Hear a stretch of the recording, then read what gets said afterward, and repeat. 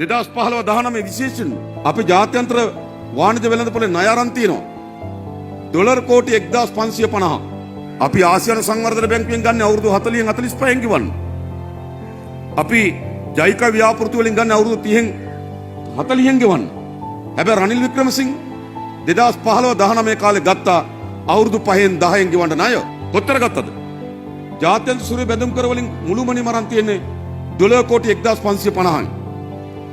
1550න් dollar කෝටි 300යි ගත්තේ Mahinda. Dollar කෝටි 1250ක්ම ගත්තේ රනිල් වික්‍රමසිංහ. අර මහින්ද ගත්තු ඩොලර් කෝටි 300 ගෙවලා ඉවරයි.